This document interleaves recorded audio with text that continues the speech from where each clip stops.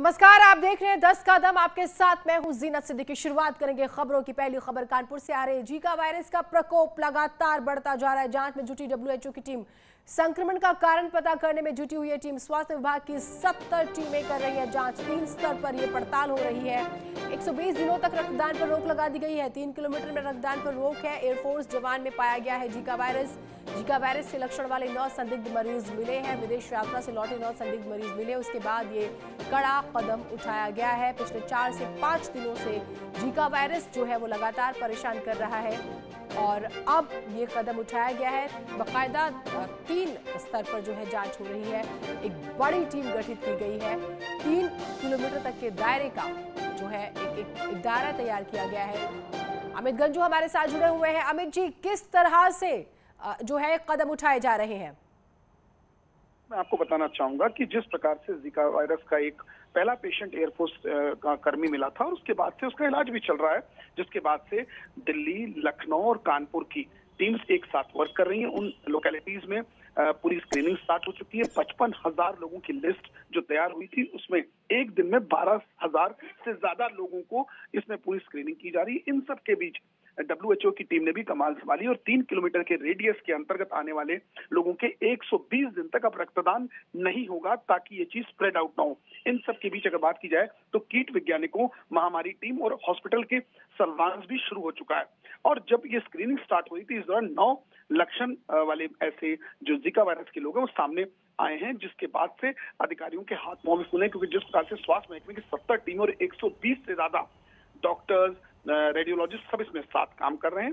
और इन सब के विदेश की यात्रा करने वाले व्यक्ति का भी सैंपल लिया गया और 16 गर्भवतियों का भी स्क्रीन कराई जाएगी और इन पे भी नजर रखी जाएगी। इनके लिए 3 नर्सेस का एक स्टाफ है लगाया गया तो ताकि इनके मूवमेंट्स पर ध्यान रखा जाए। और इन सब के बीच उन लोकेलिटीज जो 3 किलोमीटर की है उस लोकेलिटी में पूरी तरीके से टीम वर्क कर रही है। यहाँ तक कि स्प्रे किया जा रहा है और हर लोगों के डाटा खंगाले जा रहे हैं। और यहाँ के कानपुर कहले, उर्सला और काशीराम में भी टीम्स सर्वे करने जाएंगी। जी, बहुत शुक्रिया आपका तमाम जानकारियों के लिए।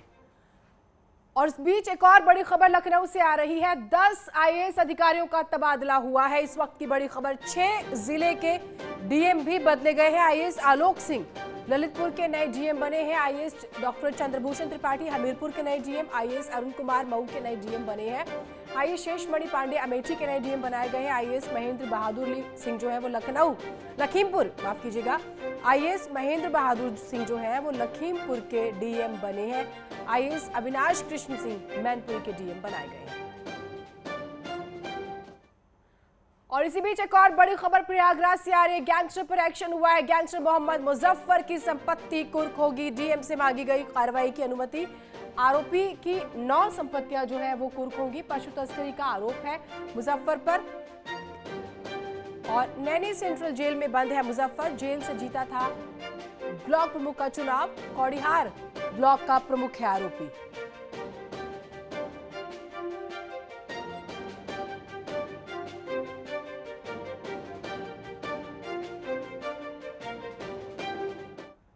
खबर प्रयागराज से आ रही है। सीडब्ल्यूसी के पूर्व अध्यक्ष पर एफआईआर हुई है। कमलेश सिंह की बात कर रहे हैं जिन पर एफआईआर हुई है। कमलेश सिंह यादव पर रेप का केस दर्ज हुआ है। कौशाम्बी की युवती ने झांसा देकर शारीरिक शोषण का आरोप लगाया। खुलदाबाद थाना में ये केस दर्ज हुआ है।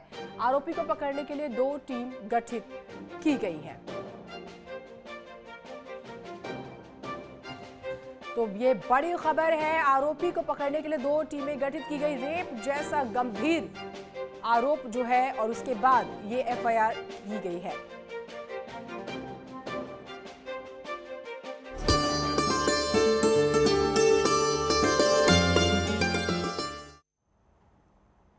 दो 2022 चुनाव को देखते हुए लगातार बीजेपी अपनी योजनाओं को आम लोगों तक पहुंचाने के लिए कार्यकर्ताओं के साथ मंथन कर रही है ताकि जनता के बीच जाकर कार्यकर्ता उनकी योजनाओं को जनता तक पहुंचा सके और बता सके कि सरकार ने क्या किया है। इसको देखते हुए योगी आदित्यनाथ लगातार लखनऊ में पिछले कई दिनों से अलग अलग समाज से जुड़े लोगों के साथ बैठक कर रहे हैं। लखनऊ में योगी आदित्यनाथ 3 कार्यक्रमों में हिस्सा लेंगे, जिसमें सबसे पहले इंदिरा गांधी प्रतिष्ठान में 11 बजे बीजेपी सामाजिक सम्मेलन में हिस्सा लेंगे, जहां हलवाई कसौंधन शिवहरे समाज को संबोधित करेंगे। इसके बाद करीब 12 बजे के आसपास जलवायु परिवर्तन सम्मेलन को संबोधित करेंगे और फिर दीपावली मेले का आज आगाज करेंगे, जो यूपी के सभी 75 जिलों में आयोजित किया जा रहा है। तो आज मुख्यमंत्री का ये जो कार्यक्रम है वो हम आपको बता रहे हैं। अलग अलग जगहों पर 3 ये बड़े कार्यक्रम है। 12 बजे जो है इंदिरा गांधी प्रतिष्ठान, जिसका हम जिक्र कर रहे हैं। देखिए, दीपावली मेले का भी आगाज होगा, बेहद ही महत्वपूर्ण ये भी है। 75 जिलों में दीपावली मेले का आज से आगाज हो रहा है। बीजेपी सामाजिक सम्मेलन को भी संबोधित करेंगे। ये भी आप देख रहे हैं कि लगातार मुख्यमंत्री जो है अलग अलग तरह के कार्यक्रमों में शामिल हो रहे हैं। अनामिका हमारे साथ जुड़ी हुई। अनामिका, मुख्यमंत्री के पूरे कार्यक्रम के बारे में आज बताइएगा।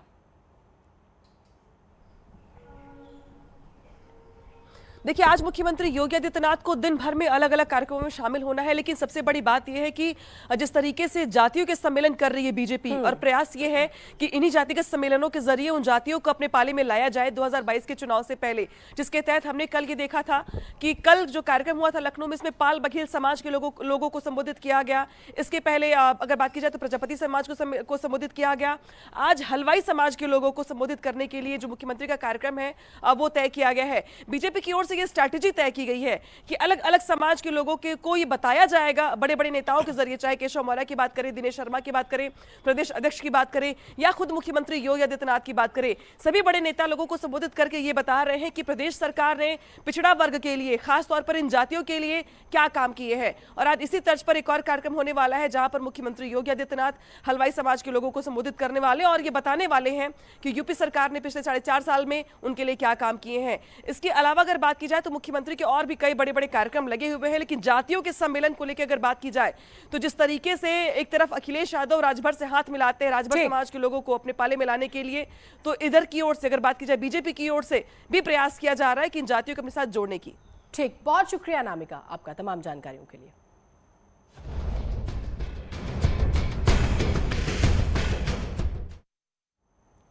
और विपक्ष भी सत्ता पक्ष को घेरने के लिए 2022 के लिए चुनावी जमीन तैयार करने में जुटी हुई है और लगातार सरकार को घेरने की कोशिश की जा रही है। आज अखिलेश यादव अपने संसदीय क्षेत्र आजमगढ़ में एक रैली करेंगे। इस कार्यक्रम के दौरान छात्रों को अखिलेश यादव लैपटॉप भी बांटेंगे। अखिलेश यादव अपने पहले कार्यकाल के दौरान बड़ी संख्या में छात्रों को इस योजना के जरिए लैपटॉप बांट चुके हैं, जिससे उनकी लोकप्रियता में खासा उछाल भी हुआ था। ऐसे में एक बार फिर से अखिलेश यादव जो है उस योजना को लोगों और छात्रों के साथ शुरू कर रहे हैं, याद दिलाने के लिए लैपटॉप बांटने जा रहे हैं।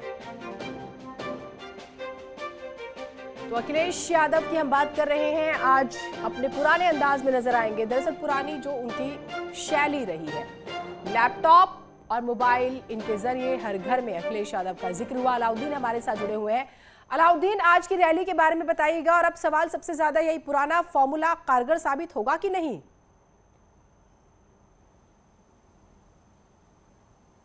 देखिए, न्यूज़ 18 की टीम एक बार फिर से ग्राउंड जीरो पर आजमगढ़ में मौजूद है। बस 2-3 किलोमीटर दूर हम लोग रैली स्थल से हैं। हालांकि जो कार्यक्रम है वो लैपटॉप वितरण और जो मेधावी छात्र हैं उनको सम्मानित करने का है, लेकिन अब ये मान के चलें जिस तरह से मऊ में कल एक जनसभा बड़ी हुई, ओम प्रकाश राजभर के साथ साथ 5 छोटी पार्टियों से गठबंधन का ऐलान किया, उसी तरह से आज भी ये पूरी जो जनसभा है वो पॉलिटिकल जनसभा में तब्दील हो जाएगी, क्योंकि पूरे आजमगढ़ के सभी 10 विधानसभा क्षेत्रों से कार्यकर्ताओं को वहां पर बुलाया गया है। कल 4 बजे आजमगढ़ अखिलेश यादव आ गए, सर्किट हाउस में रुके हुए थे। कल देर रात तक यानी 10 बजे रात तक उन्होंने कार्यकर्ताओं से मुलाकात की है और अभी भी सर्किट हाउस पर जो खबर है कि नेताओं की भीड़ लगी हुई है।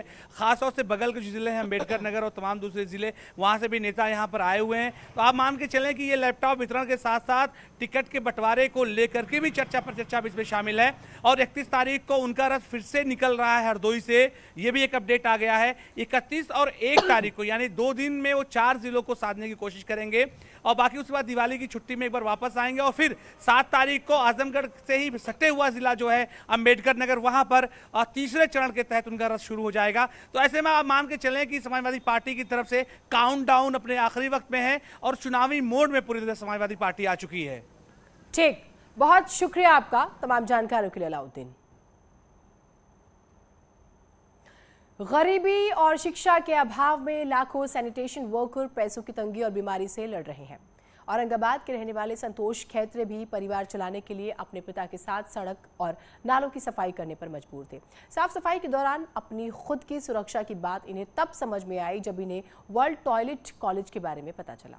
वर्ल्ड टॉयलेट कॉलेज में उन्हें मशीन ऑपरेट करने के साथ साथ साफ सफाई के वक्त अपनी खुद की सुरक्षा और काम करने के तौर तरीकों के बारे में भी बताया गया। आइए जानते हैं कैसे बदली संतोष और उनके जैसे बहुत से सैनिटेशन वर्कर्स की जिंदगी।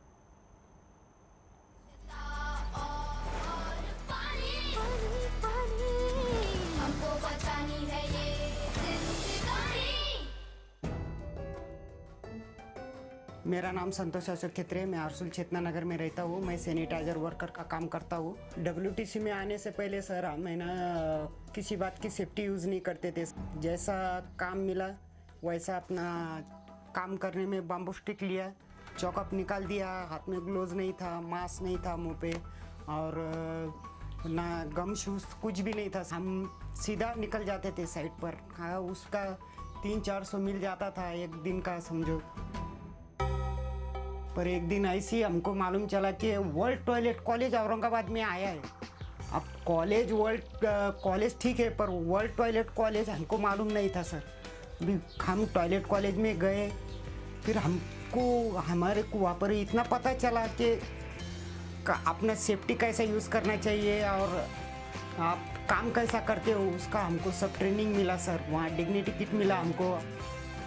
हमारा एक बचत गट है सर हमारा औरंगाबाद का। तो वो बचत गट के माध्यम से हम सब अभी रॉड मशीन मिली है, बच्चन साहब ने जो दी है हमको, वो मशीन के माध्यम से हम काम कर रहे हैं सर। अभी फैमिली में अच्छा बदलाव हुआ है। पहले जैसा अभी 200-400 का काम नहीं आता है, अभी 700-800-900 का काम आता है।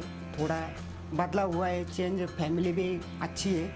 अभी तो मैं ये काम कर रहा हूँ पर मेरे बच्चों को मैं अच्छा पढ़ाऊँगा और अच्छा पढ़ा के मैं मेरे बच्चों को ये काम नहीं करने दूंगा सर। उनको अच्छी पढ़ाई करूंगा और ज़्यादा से ज़्यादा मेरे हिसाब से जितना होगा मैं उतने उनको शिक्षा दूंगा सर और उनको अच्छा कुछ ना कुछ तो भी बनाऊंगा सर।